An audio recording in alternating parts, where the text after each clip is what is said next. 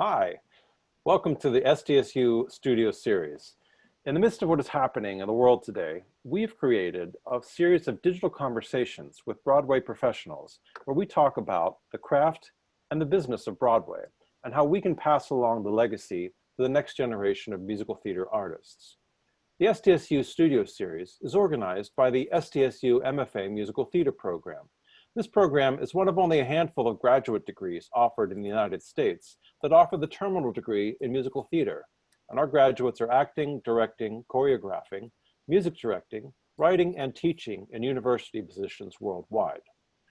Our goal is to bring the professional world and the academic world together so that students of musical theater are prepared for today's job market. My name is Robert Meff. I worked as a professional conductor, music director, and orchestrator on Broadway for 22 years before moving to San Diego to become head of the MFA Musical Theatre Program. My goal is that every person who wants to be a musical theater artist is able to access what is going on in the professional world, which led me to creating this series and leads me to my guest, Al Blackstone. Welcome, Al. Thank you. Before we begin, I want to give some expectations of today's discussion. If you have questions, feel free to use the question and answer function built into Zoom. After my questions are completed, I will ask questions from your submissions. If you're from a university musical theater program, hey, type the name of your school in the chat function. I would love to see who is represented. So let's begin. Al Blackstone is an Emmy-nominated director, choreographer, and educator. In New York, he has directed and choreographed the productions of Freddie Falls in Love, Happy Will Be, and The View Upstairs, but he's most famous for his exquisite choreography. He contributed to seasons 14 through 16 of the hit Fox television show, So You Think You Can Dance. Al, I'm so happy to see you, and welcome to the Studio Series. Thanks, Rob. I'm excited and nervous. Oh, you shouldn't be nervous. This is going to be great.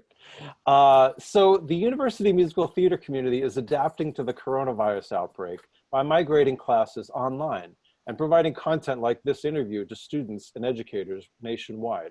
How is show business coping, and how are you coping? Well, I can certainly answer for myself. As far as showbiz, I think, there are aspects of the industry that have been able to continue, and there are aspects of the industry, obviously, that have come to a grinding halt, and I think we're all figuring out how to adapt in our own way. I've never been more grateful for the ability to adapt as a performer and an artist than I have been now.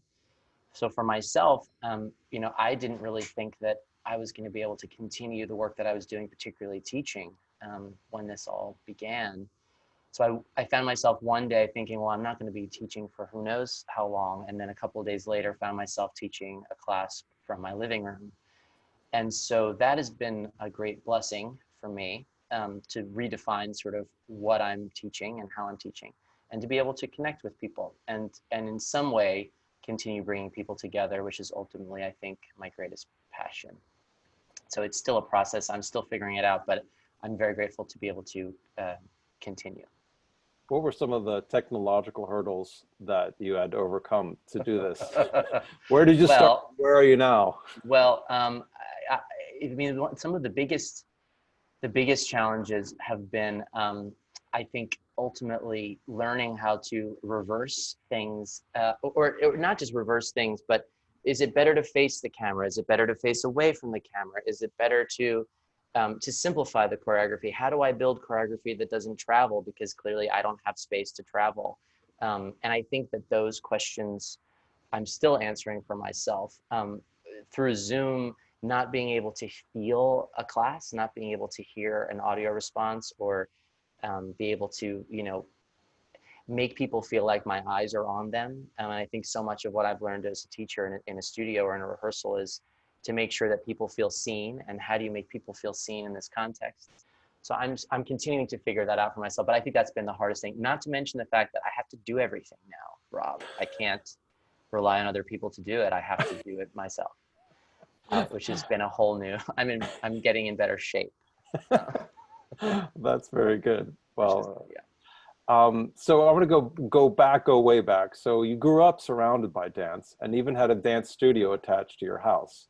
What was your training like as a young artist?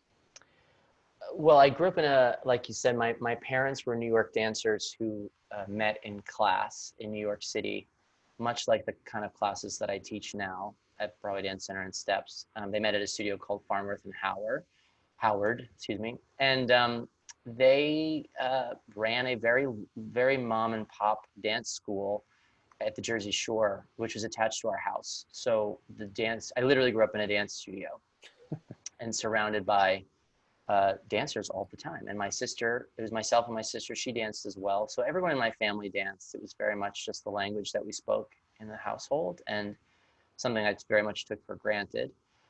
But I was never pushed. I never felt pressure. If anything, I felt pressure just to fit in with my parents and my sister, who all in my mind were very successful and very artistic and very interesting. So I felt this sort of like I wanted to fit in with them. And so I pushed myself, I think, to start choreographing and to experiment with that. But they weren't the kind of parents that put a lot of pressure on me to excel. They were a little bit more free, which I think was good for me because I felt self-motivated. But I grew up doing like ballet, tap, and jazz. You know, that was how we learned. And because my parents came from New York, they very much stayed connected to the community of dancers in New York and teachers.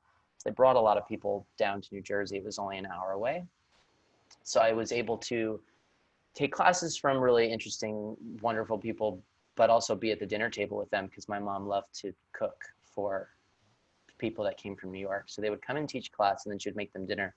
So I got to grow up kind of hearing conversations from people who taught dance and were choreographers in New York City. And so I grew up taking for granted that it was possible to have a life where you taught dance or choreographed dance and that was acceptable and normal and totally possible. So I was ignorant to the difficulties of that lifestyle for most of my young life. So the people that came down, were they from different genres, or was it mostly modern, contemporary dance, Broadway dance, ballet, like all mixture? Who were these people? This is a really good question. It was a mixture. Their mentor was a person named Charles Kelly, who was a very famous jazz and acrobatics and tap teacher in the 1970s. But you know, it was also kind of, my mom every week went back and forth to New York to still take class. She remained a student. And so it was also whoever she was studying with at the time. So it shifted over the years, whatever she was interested in, she would kind of bring in.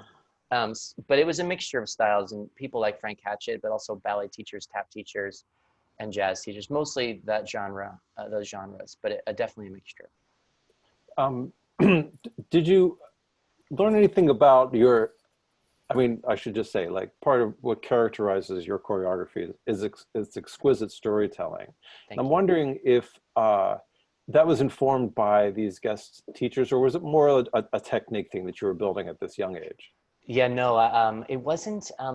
Although my mom brought me to see Broadway shows, and it was something that we did, I wasn't a particularly theatrical in the musical theater sense upbringing.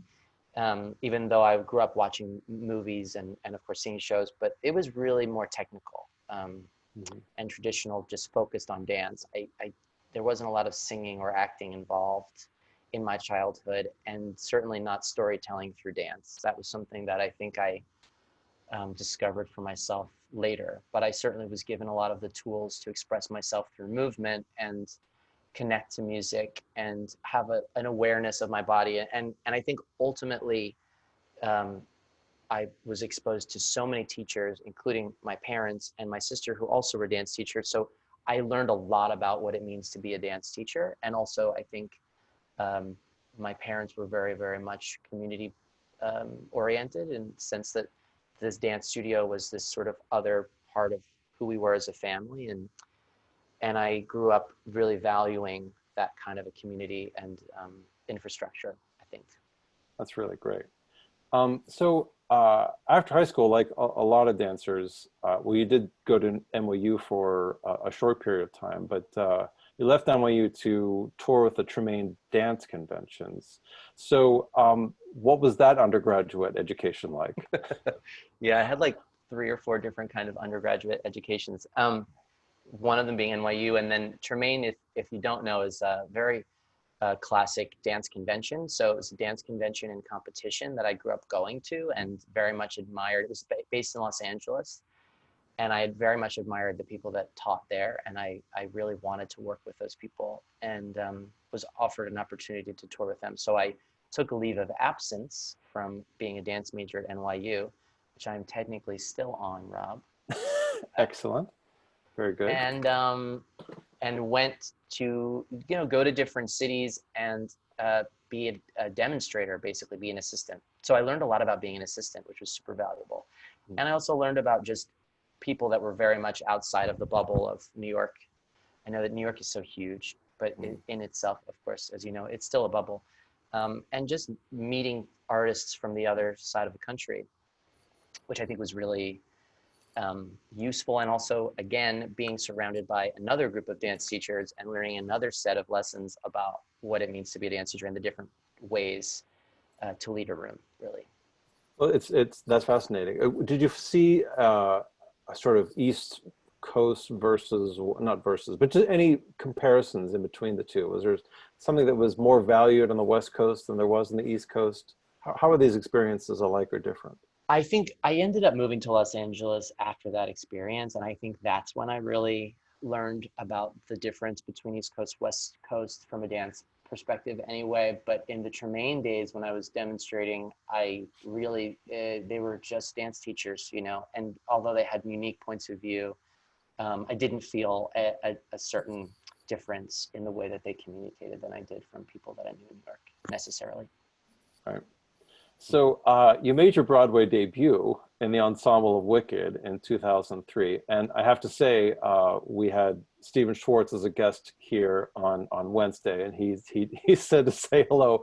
And he asked me to ask you about something, and I forget what it was. I can't remember what it was now. Did you do a project with him? Yeah, I choreographed a show for Princess Cruises that he produced. It was one of his, he sort of curated a set of shows.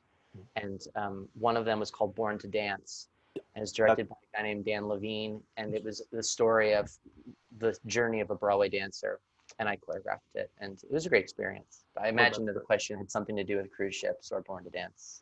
Uh, yes, I'm sure it did. Let me know if it comes back to you. I'd be curious to know.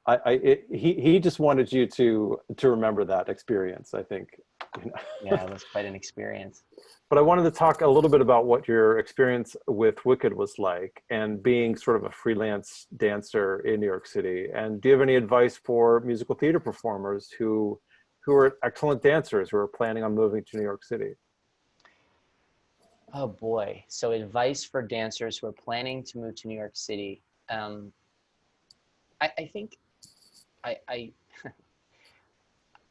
I think that was such a huge goal of mine. You move to New York, and these goals are so important for us. And I think also just as a culture, we're so goal oriented. And I wanted to be on Broadway. I think most people that are involved in musical theater, and I became involved in musical theater as I got older. And I myself, of course, living in New York, you have that goal. And I feel really proud that I, fulfilled the goal. But it certainly wasn't the happiest I've been performing. It certainly wasn't the most fulfilled I've been performing. And I learned a lot from it. And I'm grateful for that time. And I do think that it does provide some credibility for me as a teacher, for sure. But I think the more I teach and the more I'm just experiencing different kinds of projects, and big and small, and I think, what I've realized is that the gift itself is the dance. It's the fact that we get to do it.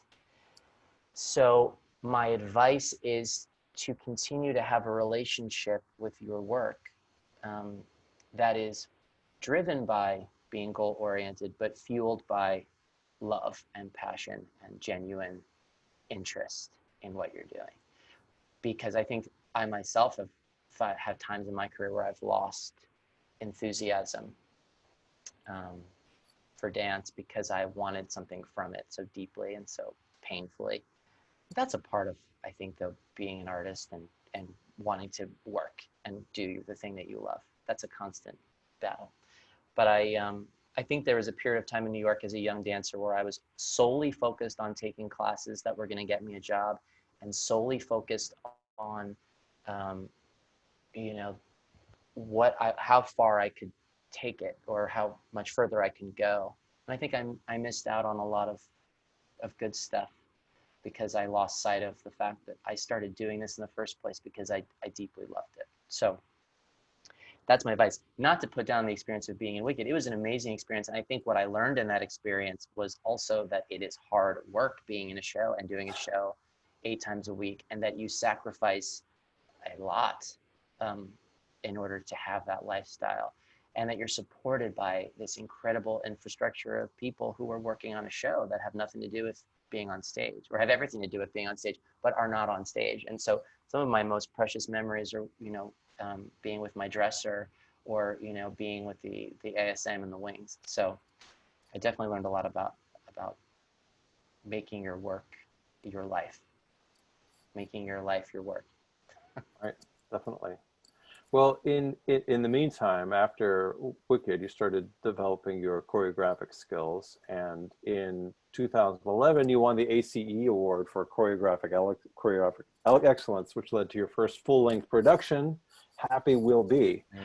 So, how did you make that transition, and what did you learn about yourself as an artist that that you carry into your work today?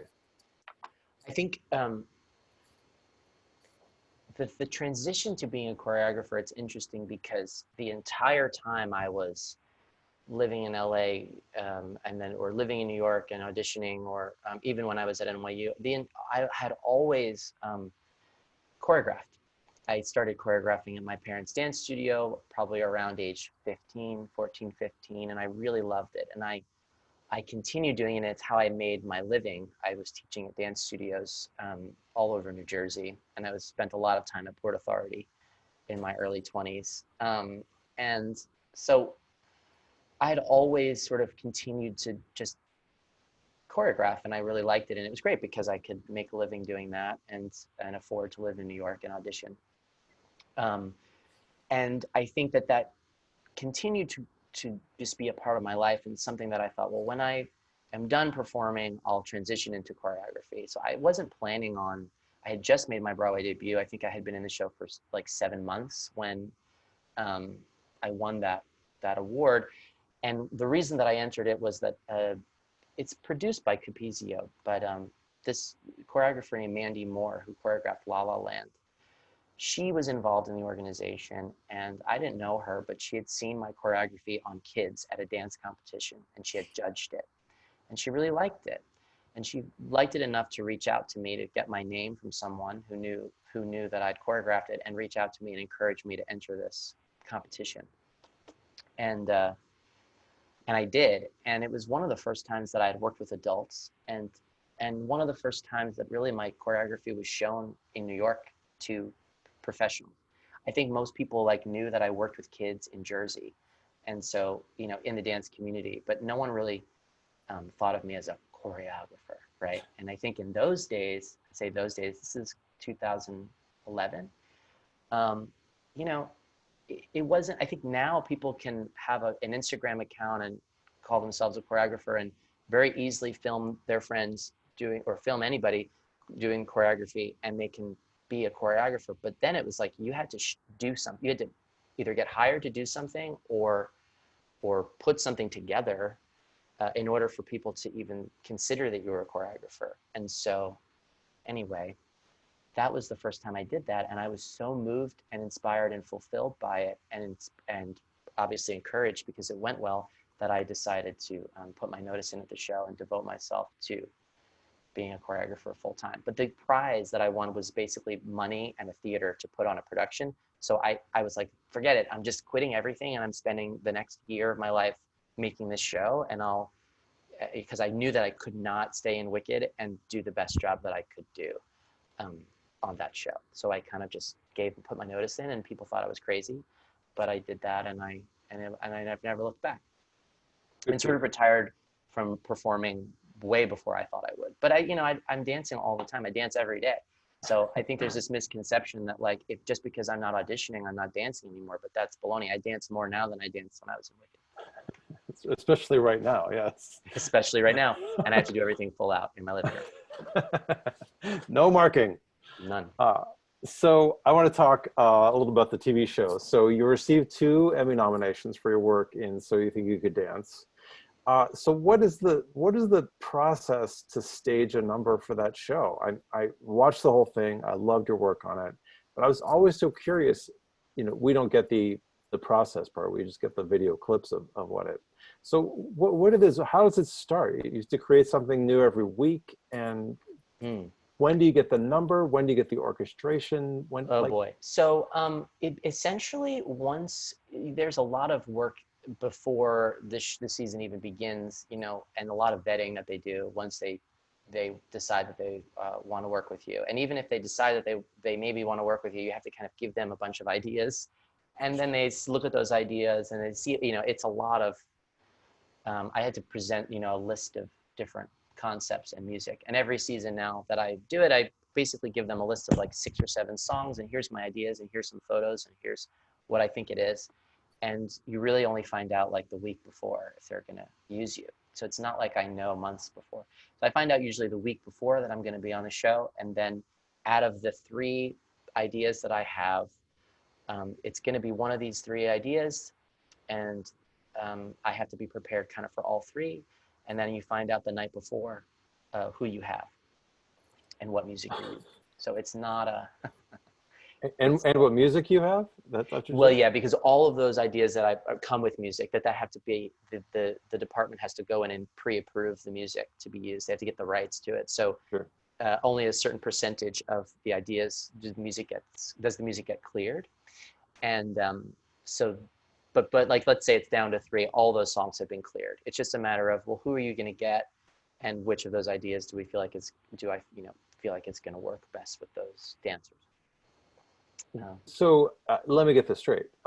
So you come up with 10 ideas or whatever, and you have actual songs that you're thinking of, and of course you don't have all the steps or anything, but you put together a story, and probably have a vocabulary, like some kind of gestural vocabulary, something, and you present to them, but it's not fully baked because you really can't. You don't know who you're working with, Hmm. and you don't really know what even the music is. And No, yeah, then it's a lot of coming up with it in the room. that is incredible. So how much time from when you're given the go, you're going to do Fever and you're going to have this person and this person, from that moment do you have to your first rehearsal? Less than 24 hours.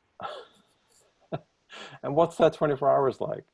Yeah, I have great assistants that I mean, now that I've done the show for a while, I have people that I, work with pretty consistently on it that I trust. And you make a plan, you come up with enough material for that first rehearsal, which is the tough thing, I think, is that for me is that the cameras are there for the first rehearsal. So you're not only dealing with trying to have a productive rehearsal, you're also dealing with the camera in the room, and the contestants are concerned with working the camera, because if they don't work the camera, people don't vote for them. And so you're trying to keep them focused and get them to have a productive rehearsal, but then they're also playing to the camera. Meanwhile, I couldn't care less about the camera because I'm just desperately trying to get a duet to happen.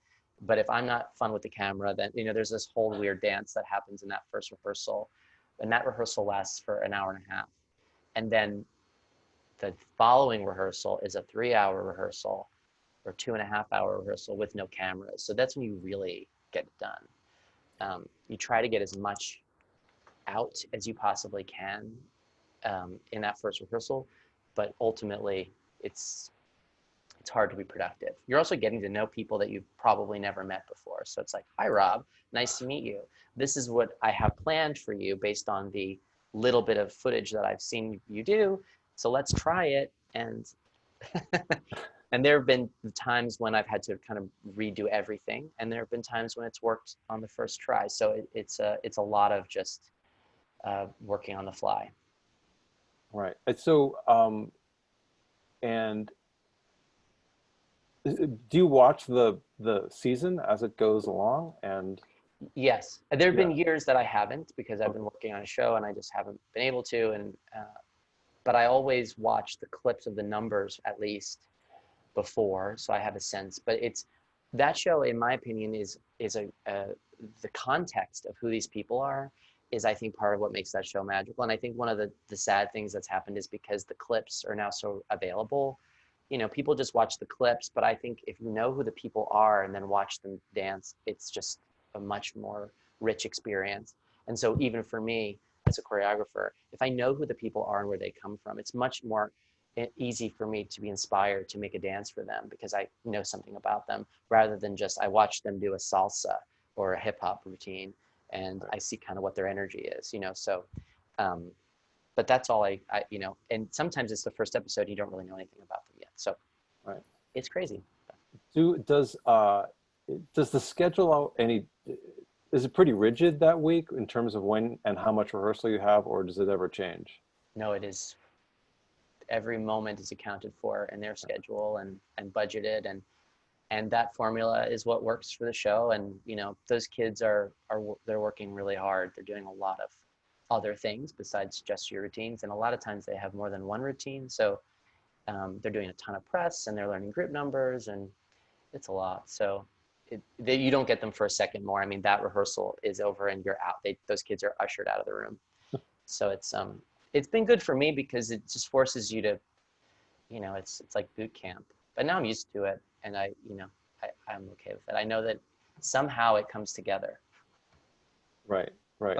Well, I'm so curious about this whole process, and I think that I mean, it tells a lot about your characteristics as an artist, that you can come up with a story, a dance story, with a piece of music that may or may not be used for the show, and then turn around and put it on two people that you may have never met with a totally different song. So I want to go back in time to that moment you're sitting in your living room with a legal pad and you're just like, okay, I got to come up with 10 ideas here. That seems to be more of the purview of a book writer or a novelist or that kind of storyteller. And I'm wondering, did you always have that skill, or is that something you've learned along the way? How did those stories come to you? I, as a kid, first wanted to be a comedian, a stand-up comedian. I wanted to be like Billy Crystal, and then I wanted to be a writer. I really didn't want anything to do with dance because it was just everywhere, and I was also kind of dealing with, I mean, as much as I grew up in a household full of dance, at school I was the only boy that danced, so I was, I think, trying to find a way to have an identity that didn't have anything to do with dance if I could figure it out. And writing was the thing that I was interested in. And then I got the dance bug and sort of put all my energy into focusing on dance, but I've always loved to write. And I think once I figured out that I could combine those things in making dances for kids, even I started playing with doing story-driven work then. You know, I just really love it and I respond to it. And then, you know, you have the experience of having an audience respond to something, and then, boy, are you hooked.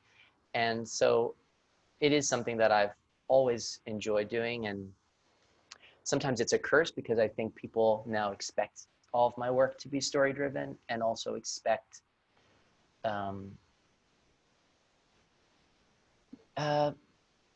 I don't mind. I think it's not a bad, unhealthy thing for people to have an expectation of what my work is going to be like, but it can be nerve-wracking when I can't depend on the dance. I have to have great ideas and great story.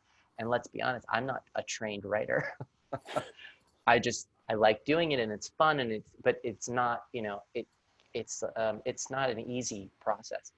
Although obviously I've had to do it a lot more through So You Think You Can Dance. And So You Think You Can Dance has forced me to trust those instincts and go with them.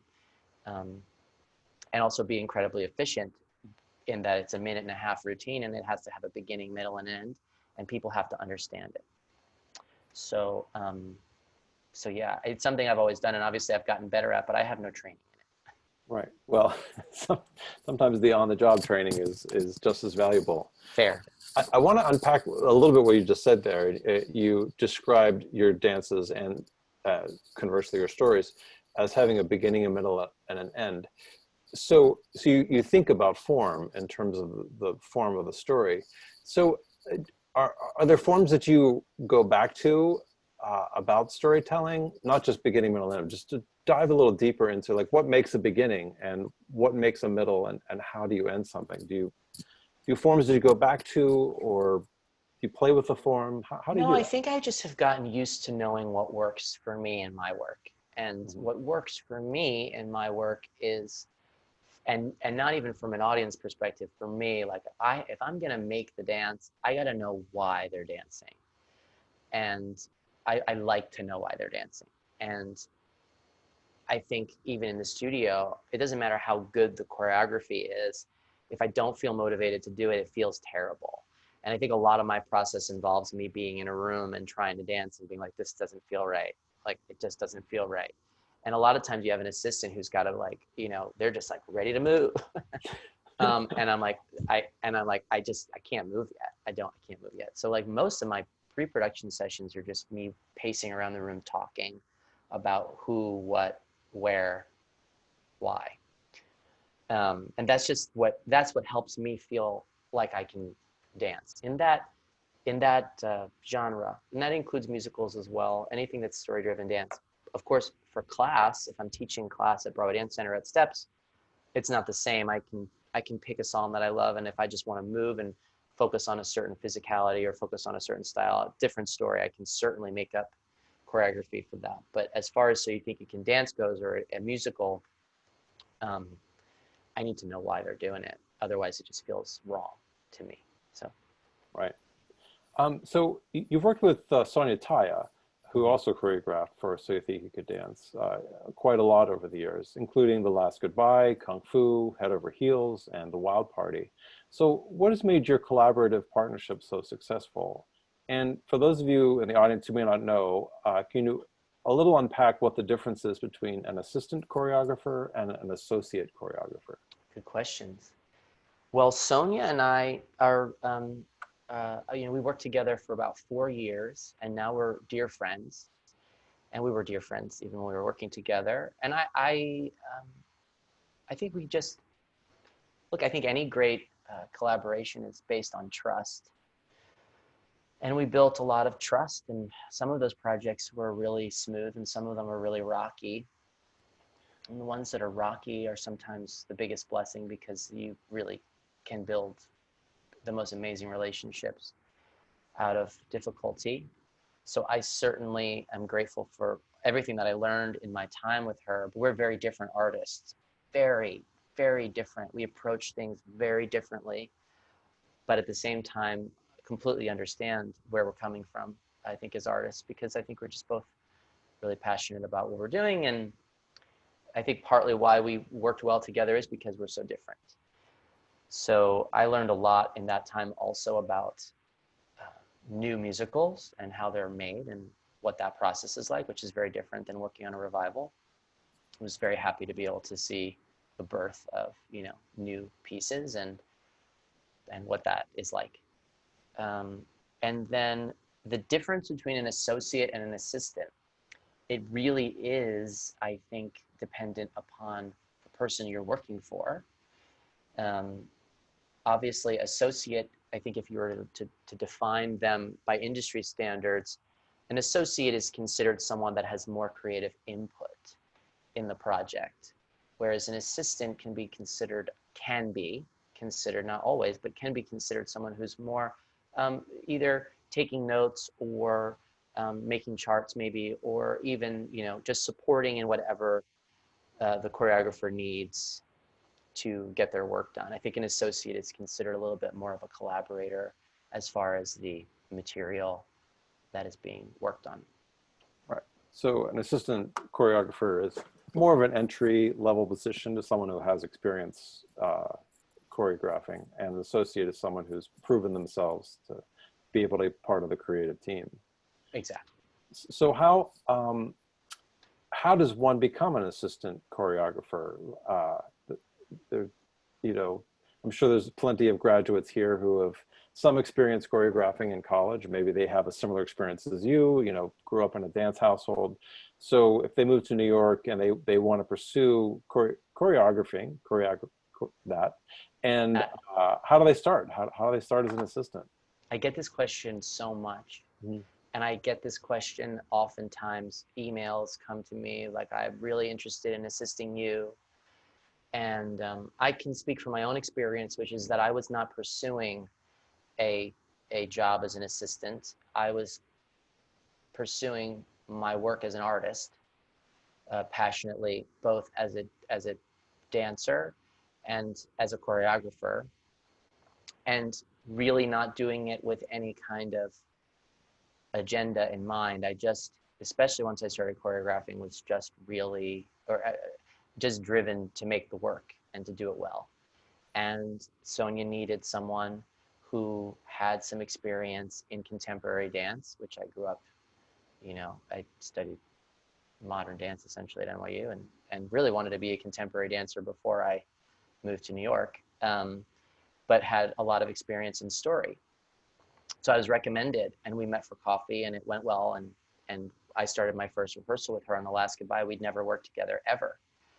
And I found myself assisting this person who I very much admired and was definitely terrified of, and who knew how that was going to go, but ended up going very well. My point being is, I think it's important that you get as much experience doing things, whether it be in class or or performing or studying in a school, or the more experience you can gain, I think the better. I don't always respond well when I get an email from someone I've never met before who wants to assist me. I don't know how anyone could expect an artist to bring a stranger in the room with them and suddenly trust them that way. Although that's what Sonia did. So, that worked for her. I don't know. But for me, I definitely, I need to know you. And because I teach on a regular basis, it's also absurd to me that anyone who doesn't take my class on a regular basis would want to be the person that I trust, because you got to know what my language is and how I think and how I am and what a room that I'm in feels like. So, I think it depends on who you're interested in assisting. I think becoming just someone's assistant is too broad. I think you got to know who you want to assist and why. And I think you've got to do everything you can to learn about their work and also have your own point of view. I was a good assistant for Sonia, not because I was obsessed with her work and just wanted to work with Sonia, but because I had my own point of view that was different. And that's why we had a great relationship. So I don't think there's a right or wrong way, but I definitely feel that there's a lot of people who want to assist before they've had enough experience to offer a point of view in the room. Yeah, as long as we're on the subject of mentors, you once called Andy Blankenbuehler the best role model that you could have asked for. Mm-hmm. Can you tell us about his influence on you as a dancer, choreographer, director, and as a human being? So when I moved back to New York from Los Angeles, I lived in LA for a couple of years, and then I realized I wanted to come back to New York at around age 20. And I watched him teach a class. This is when he was teaching on a regular basis in New York. And I just was like, I have to learn from that man, and became pretty obsessed with him. And I studied in his class every Tuesday and Thursday for probably four or 5 years, and was really bad at it. What made Really you bad. I just thought, it was just like, I came from LA and I was a good dancer, and I just thought I was going to come into this musical theater class and like be so good at it, and I was terrible, and I couldn't process the way that he approached movement, which was purely from an acting point of view, and the whole thing just like blew my mind. So I really committed to studying it, and ironically, he at that time did some choreography for dance studios, a little bit, and a studio in Tampa, Florida, that I had gone to and done a lyrical dance for. Lyrical is like, what we call, I guess, kind of called contemporary now, but it's a long story. We don't have to go there. Anyway, it was to a Shaka Khan song. And he also choreographed there, and he saw my dance that I choreographed to. And after months of taking his class and feeling like he didn't know who I was, one day he came up to me, he was like, I saw your dance that you choreographed in Tampa, and I thought it was really good. And I was like, oh, thank you.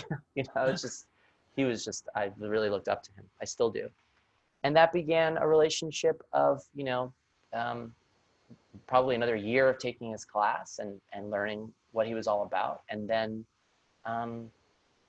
ultimately being brought into the studio with him to help him with whatever he was working on. And he was a great mentor, I think, because he challenged me and he encouraged me, and I learned from his example.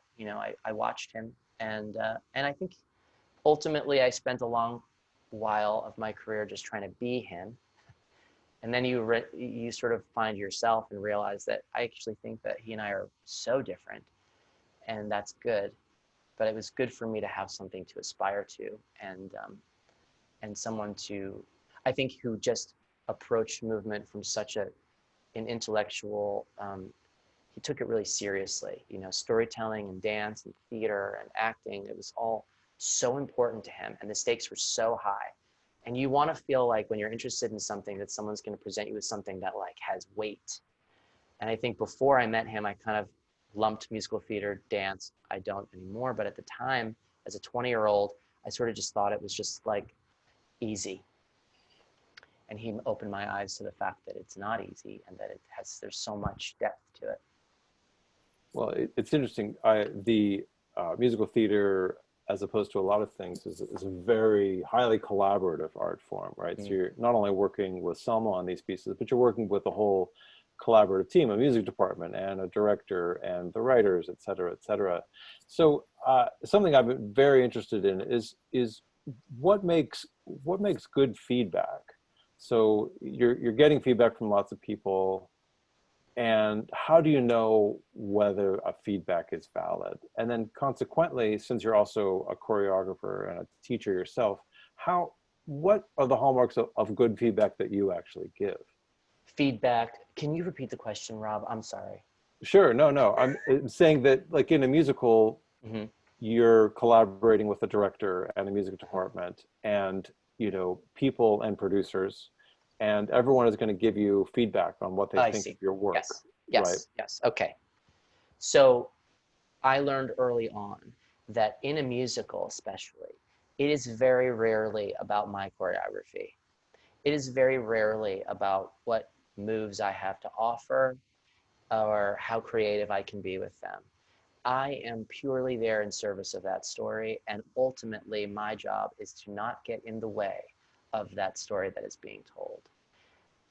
Not to take the focus away from the journey that the team has, that we are all on together, that we are taking the audience on. And so feedback is abundant. Yes, it is. and I think that it's become important for me to balance that kind of work with work that is purely mine, and whether 3 people see it doesn't matter, but that I just get to I make sure that I make dances where I don't have to get feedback, so that when I'm in situations where I'm working on a show, I don't need everyone to tell me how awesome my choreography is. It's not going to be about me, and quite frankly, it shouldn't be about me. And if people like what I do in the midst of enjoying the journey of the story, that's my job. And I think feedback, any good team, it's like we have to all agree that the story is the most important thing and the audience is the most important thing. And it's got to be, and I know that as a music director, you have things that you have to achieve, and I have to achieve things in my department. And I like that about theater.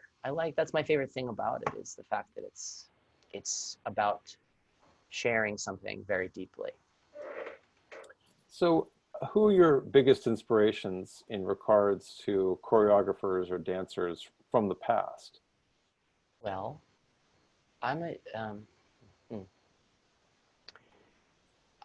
very inspired by Agnes DeMille in her story of who she was and what she did, and especially in her writing. She wrote a lot. Yes. I find her writing to be really inspiring and really poignant and relatable to even today's standards. I think the biggest influence in my career has been Matthew Bourne. I saw his Swan Lake around age 14, and I saw it a few times on Broadway, and it's I think the reason that I make the work that I do now. I'd love to say Jerome Robbins and Bob Fosse. I watched West Side Story with my mom, and I liked it. I did as a kid, but it wasn't life-changing for me in the way that Swan Lake was. Probably because Swan Lake didn't have any words. And I think at the heart of who I am as an artist, I'm drawn to work that is told without words. I love that. Yeah. So you do a lot of teaching at Steps, et cetera, Broadway Dance Center.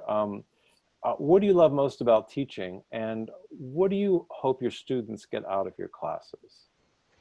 I think I've been teaching in New York now for over 10 years, and um, it's the community. You know, it has become something bigger than a class. It's just a group of people. Some of those people have been taking the class for 10 years. And when you have a space that you're responsible for on a weekly basis, if I have a space that I'm, you know, from 4:30 to 6:15 every Tuesday and Thursday, that's my space and that's my room. And it's been that way for a certain amount of time. The room has a certain energy, it takes on a life of its own. And there are people who have made friends in that room, and people who have had breakthroughs in that room, and people who've gone through terrible things in their life, but that room has been there for them. I mean, it's not about me. It's really just about the space and the people that are drawn to the space. And I consider myself more of a facilitator of that space. And I've learned now that it's less about my choreography or my steps. It's more about me just being able to provide a space for people where they're challenged, and I think where they feel like they can dance, because not all choreography feels like you're dancing. When you go to an audition, I think the hope is in an audition that you end up feeling like you're dancing. But what is dancing? Dancing is a form of self-expression. So just because I'm moving my body to music doesn't mean that I'm expressing myself. And so I try as hard as I can to help people find that feeling in the room, and also to just feel comfortable in the room and feel like they belong in the room. I obviously have high standards because it's a professional level class, and I want to provide a space for people who know how to be in a space and who aren't going to get hurt. But I do feel proud that I think dancers of many levels feel okay in that room and feel like they can be in that room and that they belong in that room.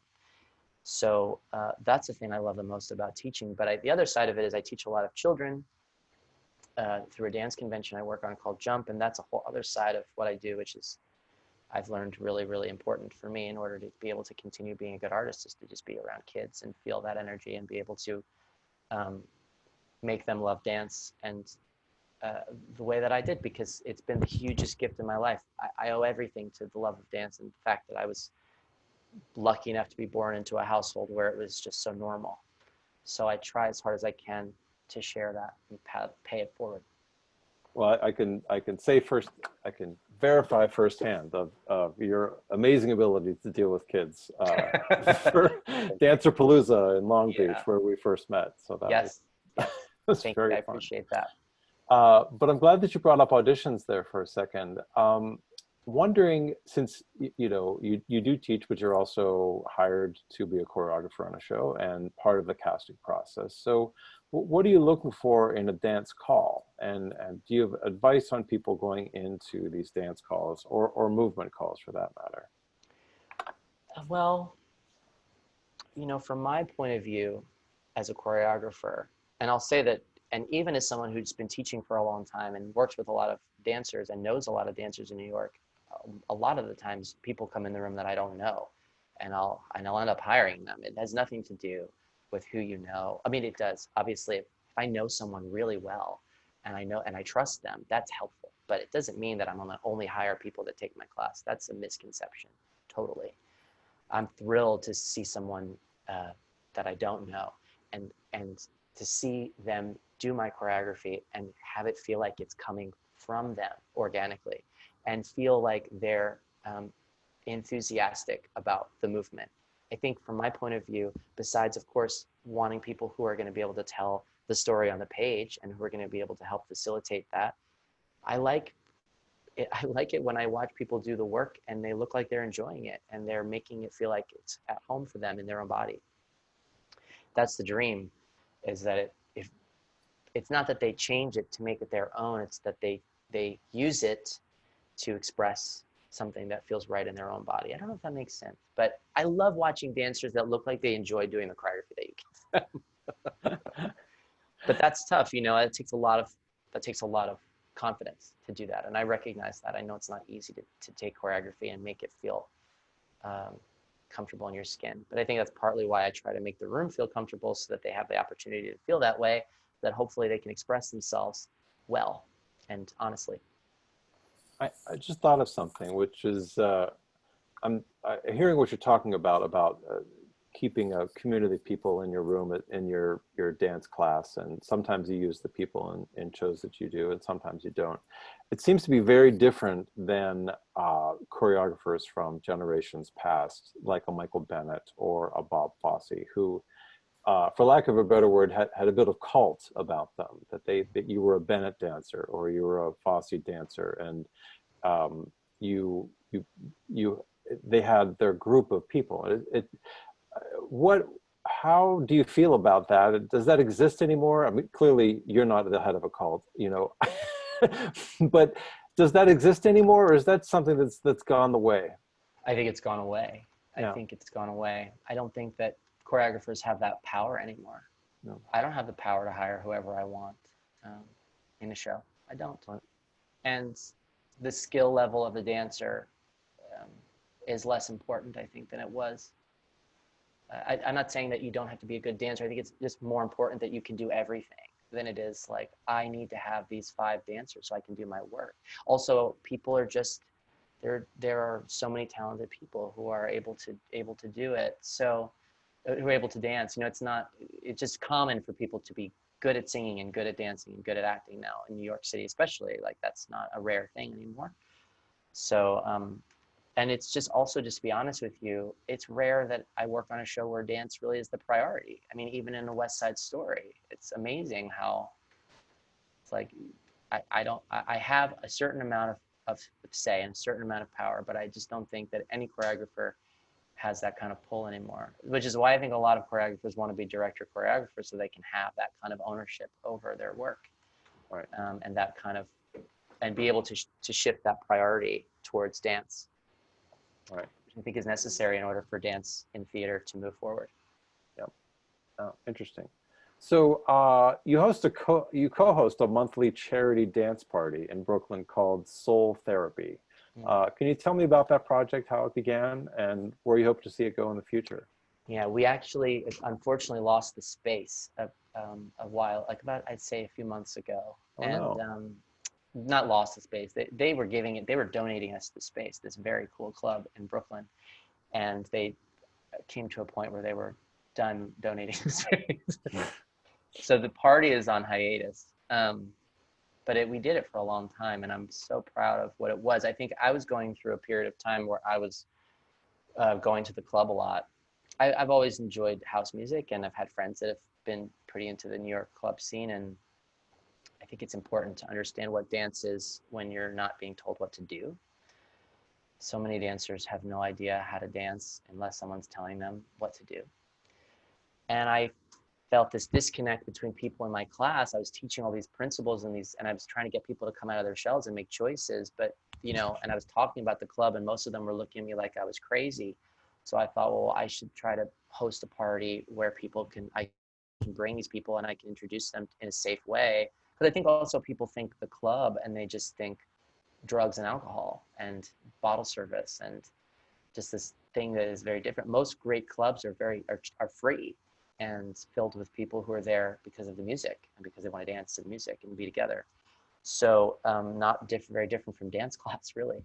So that was how it started. A friend of mine, a couple of friends of mine, we got together and we started the party. And again, it became sort of an extension of class. A lot of people from class came, a lot of people from the dance community came, and then their friends that didn't dance came, and it was just a really fun event. And every party was for a different charity. And I'm now figuring out what else I can do to continue that kind of community building. I think it was a good extension of my class because people came and they didn't have to learn choreography and didn't feel industry based, and it didn't feel like it was a place where they, you know, there was pressure, and I liked that. So I'm not sure where it's going to go, but I'm working on it, Rob. Working on it.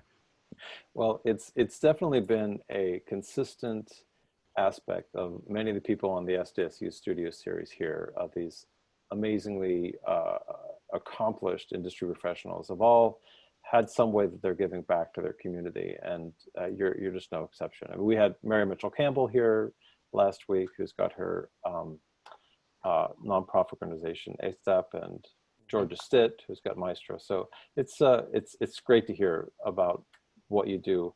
I want to talk a little bit about your work with Broadway Cares Equity Fights AIDS, including your work with the Gypsy of the Year. So what is your connection to the organization, and why is it important to you? I was first introduced to Broadway Cares. I mean, of course, I knew of Broadway Cares as a young dancer auditioning. And the first time I was introduced, I had just done my first show in New York, and a producer named Michael Graziano from Broadway Cares someone had recommended me to him as someone who could potentially choreograph a number for him. And he reached out to me, and we met. And I ended up choreographing my first piece for them. Was the opening number to Easter Bonnet, starring Marin Maisie, which was in probably 2012. And he really kind of showed me the ropes and taught me a lot about how to make an opening number, particularly for Broadway Cares, which is a whole other beast in and of itself. And since then, I've done at least one event for them a year, really, I think, since then. So it's coming on 10 years. That's how I got introduced. But it was not me going to Broadway Cares and saying, I'd really like to work with you. It was sort of like I was doing this thing over here and so focused on it and just trying to do good work, and someone tapped me on the shoulder, which I don't know if that's the key to success, but it's in some ways been the way that I have maneuvered. And I think, just to say, for people who are interested in being choreographers, I think that there have been times in my life where that's worked out really well. And then there have been times in my life where I've had to say, okay, I can't keep waiting for someone to tap me on the shoulder and ask me to do something. I have to either figure out how to do it, or, so that's been a constant struggle. I'm not a particularly, I'm ambitious, but I'm more ambitious about what kind of work I'm doing. I'm not always thinking about the industry, which I think is a blessing and a curse, depending on what your goals are, right? Anyway, that's how I got involved in Broadway Cares, Rob. Well, if there's been a consistent thread on the people who have appeared in the series, it has been the advice to create your own work. Ugh, You know, yeah, yeah. so I love the lesson that you're giving to all of us here. So last question before we go to the Pivot questionnaire, which is, what advice do you have for students and artists who can't afford to take dance classes regularly? Mm-hmm. How can they still learn and grow? Mm-hmm. Well, the first thing I'll mention is that I'm providing a free warm-up every Monday via my Instagram. Every Monday, an hour-long warm-up. So that is what I'd just like to share that with everyone. If anyone's interested in doing my dance warm-up, which has been basically the same for these 10 years, that's on Mondays. So people who cannot afford, this is a really important question. And, I think that obviously what we're learning now in this moment is how much can be so readily available. And so I never thought that I was going to be a person who thought that teaching dance via a screen was going to be productive or even valuable. And I was wrong about that. So I think now the world is going to suddenly shoot into a place where you're not going to have to fly to New York and buy a 10 class card to a studio and stay in an apartment. I think you're going to be able to have access, as now BDC and STEPS are all offering online classes at a steep discount to what the classes cost to take them in the studio. So that's one thing. But I also think that so many of the lessons that I've learned have been in books and have been in movies and have been in observing the world. Now, I'm not saying that if you want to be a professional dancer, you can teach yourself how to do that and get a job on Broadway. It's not likely. And there is absolutely a connection between, if you can afford great training, if you can afford great classes, if you can afford, that you can excel. I mean, that's the culture that we're living in. I don't know the answer to that problem other than to try to continue to offer resources from my own point of view to people. But I can say that the greatest gift of being an artist or dancer, and the greatest gift of dance, is dance itself. Not perfect dance, not beautifully executed dance, but just dance as a form of self-expression, which exists in every community. And I wish it existed more in communities where people came together and they expressed themselves and they connected to music. And so I encourage people to find the value in that. And so many people who spend their whole life dancing and training and trying to be really good at this thing completely lose that. Mm. And so, at the end of the day, my best dance memories aren't the ones that I had feeling successful. They're the ones where I felt like I was expressing myself. So I don't know, it's a roundabout way to say I don't know the answer to the question. That's okay. I love it. That life is about still exploring and still learning. Yeah, I know that's not helpful for people who have goals and desperately want to achieve those goals. Just want people to enjoy the road, Oh, absolutely. So we're going to turn now to the Pivot questionnaire. These 10 questions originally come from a French series called Bouillon de Culture, hosted by Bernard Pivot. But they're better known as the questions that James Lipton asks every guest at the end of his Inside the Actors Studio television show. Mm-hmm. The first question is, what is your favorite word? Hello. And what is your least favorite word? Nut. I'm allergic. What turns you on creatively, spiritually, or emotionally? Mixing things. So am I allowed to elaborate, or is this a one-word answer?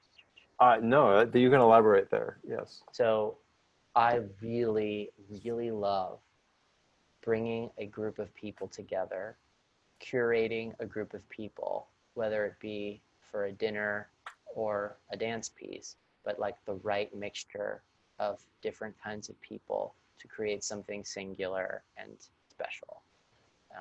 That is what I think. I think casting my own work is in some ways my favorite part about it, because it's the magic of figuring out how to put different people together in a way that's going to be meaningful.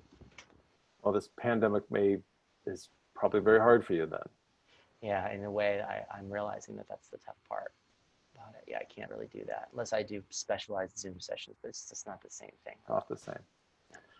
So question 4 is, what turns you off? Know-it-alls. What is your favorite curse word? Oh, shit. What sound or noise do you love?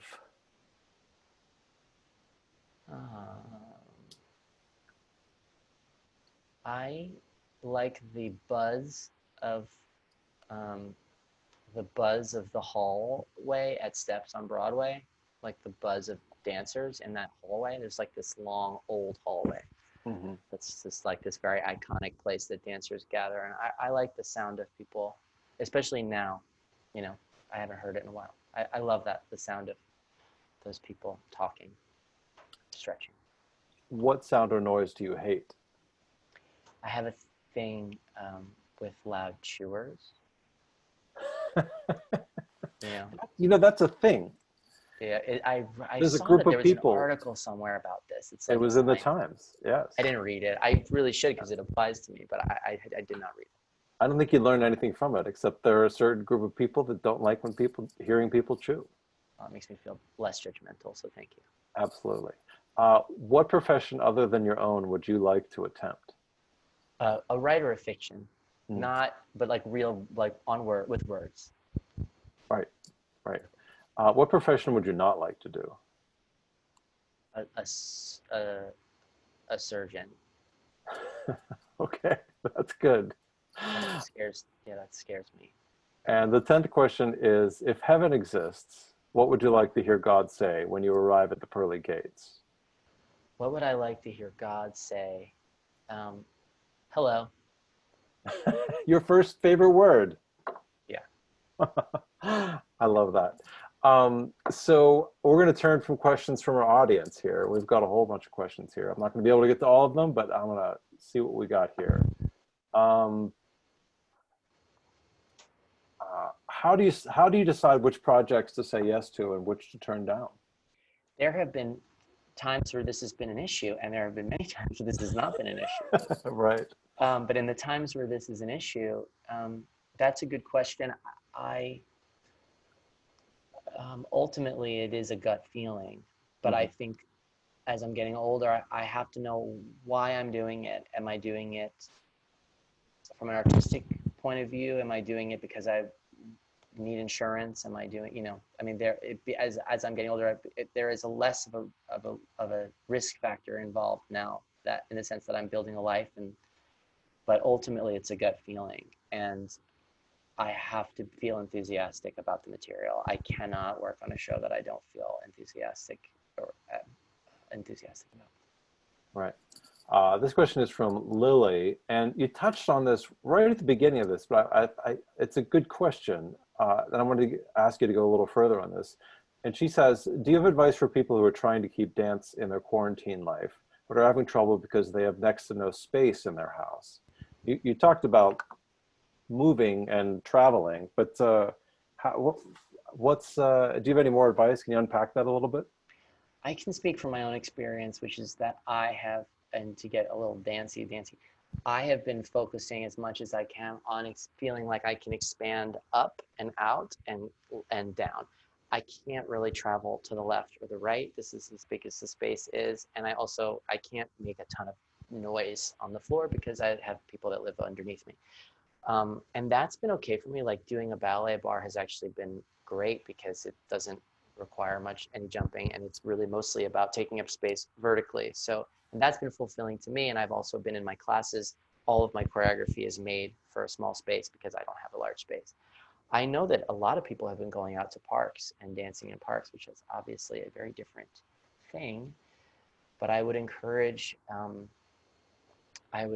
people to take their headphones and go to a place as the weather's getting nicer and dance outside. Right. I'd like to see that. I'd like to see a park with everyone 10 feet away from each other, all in your class at the same time. That would be awesome. That would be interesting, yes. So there's several questions that go to this, ask basically this question. And I'm going to go from, this is Kayla. She says, hello, thank you for taking the time to talk to us today. I'm a college musical theater student and consider myself a strong mover. Mm-hmm. So from a choreographer perspective, what are your things you look for? Do you do projects that don't have nail it on the floor dancers? Oh yeah, I mean, most of the work that I've done, I mean, most casts are probably full of more so people. What's her name? Her name's Kayla. Mostly like you, Kayla, and to me, it's made me a better choreographer because I can't just come up with a bunch of moves. I want it to feel good on your body. I think the best thing you can do is trust and own what you have to offer as a person. And again, dance is not only what we learn in a ballet class. Dance is a human thing that everyone is capable of doing. So trust and own that. And in my opinion, a great actor who can move their body with meaning is the most beautiful thing on earth. So there's nothing wrong with that. I can't speak for other choreographers, and what they're turned on by or what they're drawn to, the kind of people they want to work with. But I know that I want to work with someone. Let's find something that works on your body, that's going to feel right for you, and that you're going to enjoy doing on stage. That's the way that I feel. I think the more you can just keep building confidence, and going out dancing or dancing in your living room to music is a great way to do that, to know how your own body moves when someone's not telling you what to do. That's great. I'm going to ask this question just because I want to know the answer to this question. This is from Samuel William Meyer. He asks, do you have any tips or strategies for someone trying to get their splits? Samuel, oh Samuel, I'm still trying to get my splits. Yes, no, I think this is an area where there is a ton of information online for free about just different kinds of stretching and methods of stretching, but it's about consistency. You have to be consistent with your stretching. You can't do it one day and then wait 3 days and then come back to it. It really is a daily process. This is a good time to be stretching, but I encourage you to go online and just dive into the endless information there is about different techniques of stretching, but you just have to do it every day. Samuel. You can't do it every once in a while. I also just know that I don't have flat splits, so I might be the wrong person to ask this question. All right, I'm so glad. I just always wanted to know. I'm so glad, Samuel, that you asked. This is from Sam Griffin, and Sam writes, what's your advice for musical theater students who want to start choreographing but have never done it before? And how do you find your own style? Like what's the first step? What do you do? I think I think it's enthusiasm. I think um, you know, I love to put on music and dance around in my bedroom, and then I like to put on music and dance around in the dance studio, and then it turned into me putting on music and dancing around and with another person, and then it just sort of evolved from there. So I say, if you're interested in it like anything else, just do it. Who cares if you're not good at it right away? I mean, who's the judge of that anyway? So if you're interested in it and you think it might be interesting, some of my favorite choreographers haven't even had dance training, which drives me crazy. But it makes sense too, because dance is for everybody, you guys. So you get some music and you go make up a dance with your friends or by yourself or whoever. And who's to say that you have a right? We all have a right to be a choreographer. Just do it and be bad at it. That'll be good too. It's okay, but just try. That's great. I have a question of my own, actually. As a musician, I've I've worked with lots of different kind of choreographers, and when I see your work, it's clear that you're a musician as well, like that you understand the musicality of something, and it's not just you know a number of 8 counts and then you're done, right? Like I've seen lots of choreographers that it doesn't matter. It could be a click track that they're choreographing because their mind is outside. What do you look for in music? Do you look for timbre, orchestration? Is it something cerebral? What is it? It varies. It's instinctual. It's Hmm. instinctual. It's just it either makes you want to dance or it makes me want to dance or it doesn't. And then if I'm working, uh, a lot of my job is to anticipate what an audience wants to hear or anticipate what a class wants to hear. The choosing of the music that we're dancing to is a huge part of my job, and it is instinctual, but it is also premeditated. It's, you know, I have to be excited by it, but I also have to think about like, what are other people going to be interested in dancing to? Because if I can get them to connect to the music, then they can connect to themselves, and hopefully they'll be able to dance. But yeah, it's instinctual and it varies truly. Sometimes lyrics, sometimes orchestration, sometimes neither. Have you been the opportunity to work with a dance arranger and come up with something of your own? I mean, music. I've worked with you know, orchestrators on musicals, but I've never Right. specifically worked with a dance arranger. I have not gotten to do that yet, and I would Uh, love to, well, but I have tune in not next had that. week because Ah, David Chase is coming in. So awesome. you could I talk will. to him. Cool. He's great. So what else do you have for, just to wrap this up, for the people who are out there? I mean, we're all sort of stuck in the same boat, and we super want to perform and we want to express ourselves. How, you know, tell someone how we can get along here. Oh, Rob, how can we get along? Well, I think that in the life of a performer, this thing that we're forced to uh, practice, but often don't want to, is patience. And I, as an artist, you know, I don't want to have to wait to make my next thing, and I don't want to have to wait for someone to hire me to make a thing. I don't want to, but it's part of what we have to do. And so this is a moment where we are going to have to practice patience, but also, like I said earlier, adapt into the situation that we're in.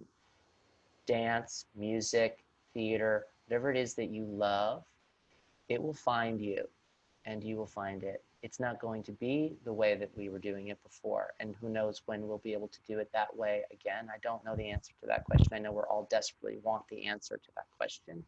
And I don't have it, and I don't know if anyone does. But, um, but I do think that we will continue day by day to get closer to a way of expressing ourselves and making work that means something to us. And we're going to have to keep our eyes and our hearts and our ears open and be as patient as possible. And I just encourage you to if you need to go outside, go outside. If you need to sing to your dog, sing to your dog. But, you know, just keep finding a way to do it. Thank you so much. And virtual applause for our guest today, Al Thank you. Blackstone. I'm Thank so you. thrilled you're here. Thanks so much. It's been too long. Thank you for having me, and I'm sending my best to everybody out there, and thank you for listening. I That's appreciate it. So this SDSU Studio Series returns on Monday, April 27th at 4 p.m. Eastern, 1 p.m. Pacific time with Associate Music Director Matt Dobler. Later on the week, we have composer Tom Kitt, And on Friday, we have music director Carmel Dean. The series continues on Mondays, Wednesdays, and Fridays at the same time until May 6th. See our website for details, sdsustudioseries.wordpress.com. And thanks so much, Al. Thank you, Rise. Really appreciate it. Much love.